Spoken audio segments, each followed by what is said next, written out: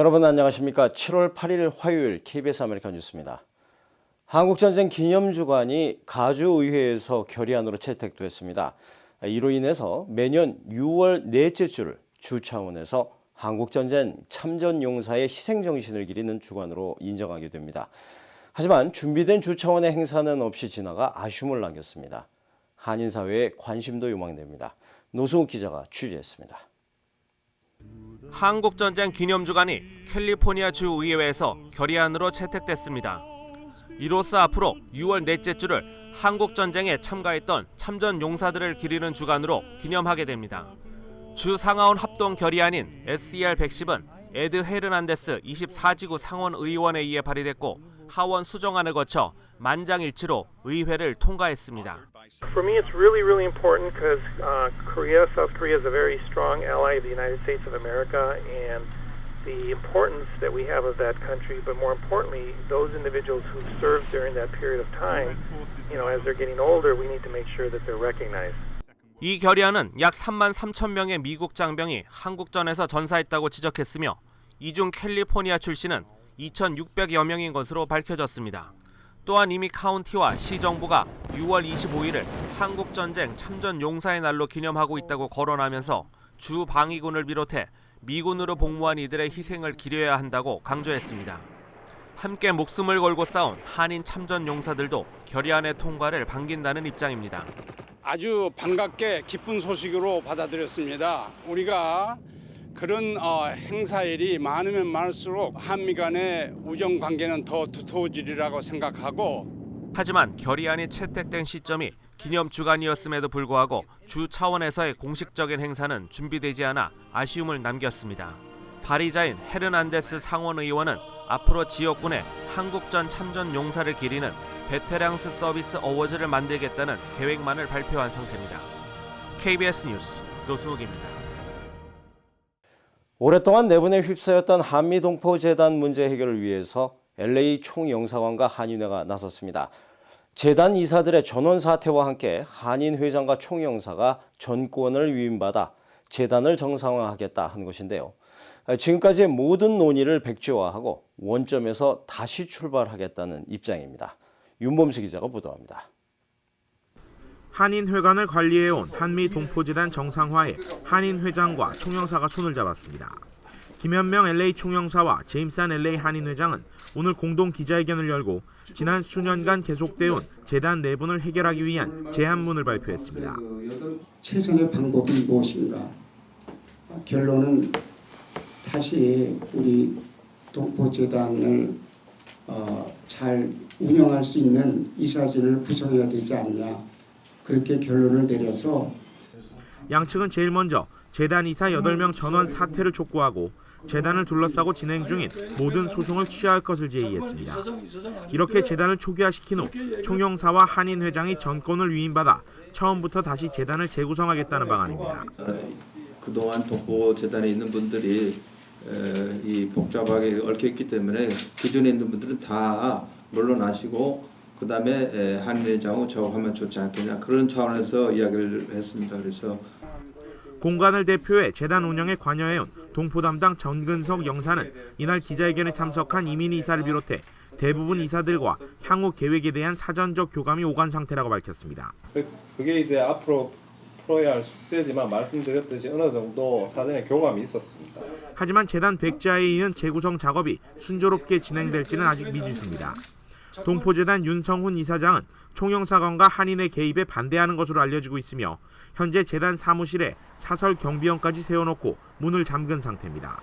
그 밖에 한인회와 총영사관 측은 최근 한미동포재단이 한인회관 관리재단으로 명칭을 변경하고 5명의 1.5세 2세 이사들을 추가 영입한 것도 아예 백지화시키겠다는 입장이어서 향후 논란이 계속될 여지도 남아 있습니다.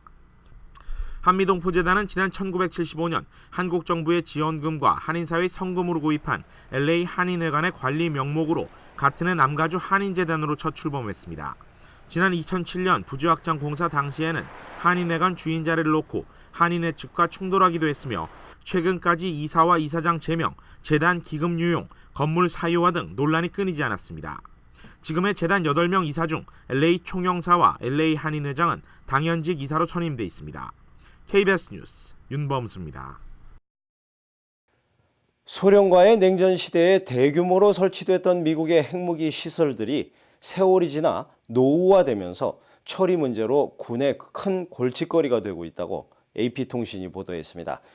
비용이 너무 많이 들 뿐 아니라 관련 병력도 낡은 시설들로 인해서 마땅한 임무 부여가 어려워 군의 사기와 기강도 땅에 떨어졌다 하는 지적입니다.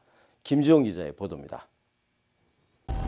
노스다코타와 몬태나 그리고 와이오밍 주 등에는 미국 공군이 관리하는 3단 분리 지대공 미사일이 수백 대 배치돼 있습니다. 15개의 발사대와 150여 개의 핵탄두까지. 그런데 이들 발사대와 발사체들은 구소련과의 냉전시대 때 설치된 시설들입니다. 그러다 보니 국방부의 자체 조사 결과 안전관리와 방어태세 시험 모두에서 부적격 판정을 받았습니다. 또 다른 문제는 군의 기강입니다. 낡은 시설을 상대로 마땅한 임무도 주어지기 힘들어 관련 사고가 줄을 잇고 있습니다. 미사일 발사병이 근무 중에 졸다 미사일 발사대의 문을 개방하는가 하면 약물 중독으로 2명의 장교가 체포되기도 했습니다. 미사일 발사대 근무 병력 시험에는 대규모 부정행위까지 발생했습니다. As the investigation has moved forward, we can now report there is a total of 92 crew members that have been identified as having some level of involvement. 핵 미사일 시설을 지키는 방어부대. 현재 이 방어부대 부대원들은 지난 1969년 베트남전에서 사용됐던 단거리용 휴이 헬리콥터를 타고 이동하고 있습니다. 첨단 무기를 가진 테러리스트의 공격에 어떻게 방어를 하여 핵미사일을 지킬지도 의문이라는 게 많은 군 관계자들의 지적입니다. problem that we truly had was they weren't allowed to do their mission. You can't tell people they're important, that they're doing a nationally significant job, and at the same time you take away basic responsibilities that they have. 미 공군 보고서에 따르면 올해 시급히 보수해야 하는 시설 비용만 최소 5천만 달러, 5년 안에 보수해야 하는 비용은 3억 5천만 달러에 이릅니다. KBS 뉴스 김주원입니다.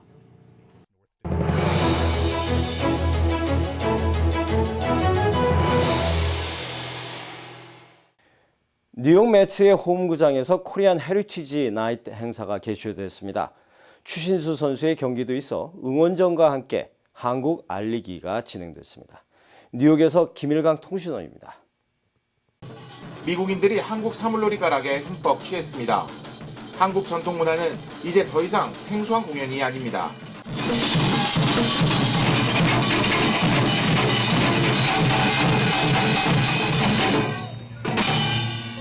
Korean food, Korean people, there's North Korea, South Korea. I know a lot about Korea. My son is doing taekwondo in the group and I think it's great. 빠질 수 없는 태권도 시범. 추신수 선수의 경기가 있어 더욱 흥에 겹습니다.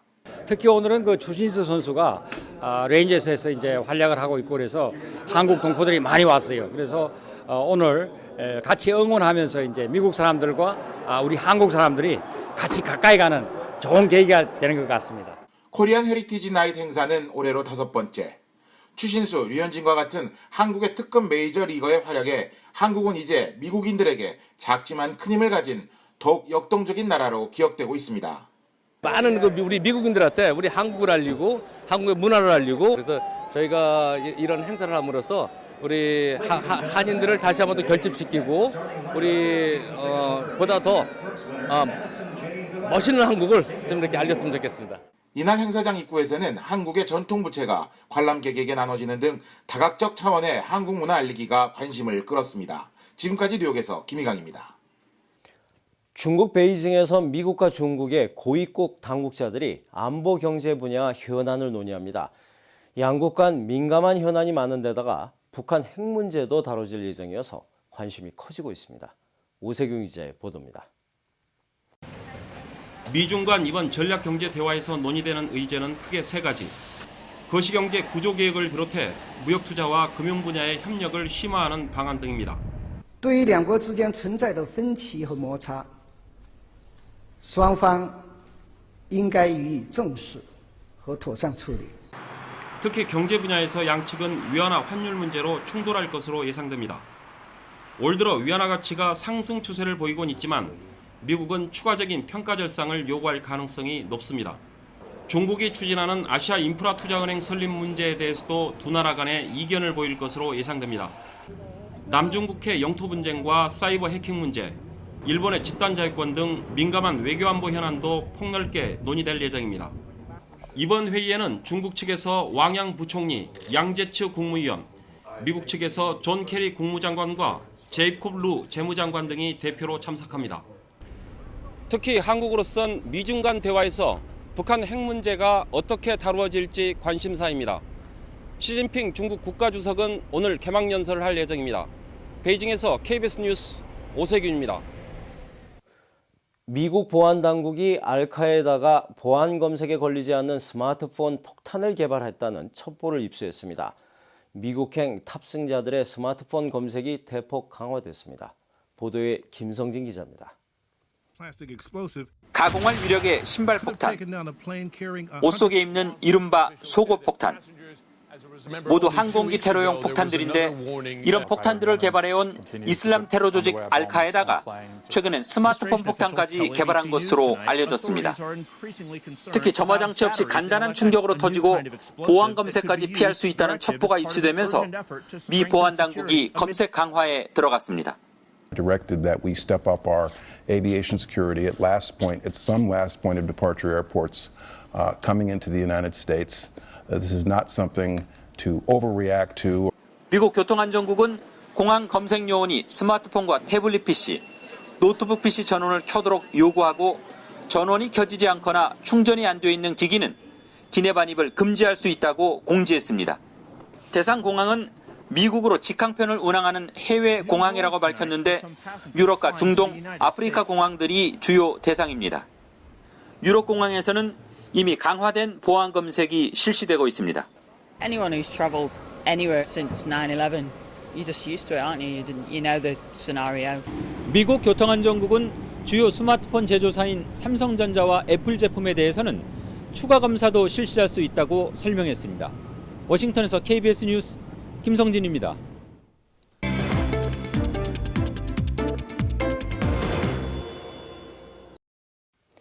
뉴욕 증시는 어제에 이어 일제히 하락했습니다. 원달러 환율은 1012원 50전입니다.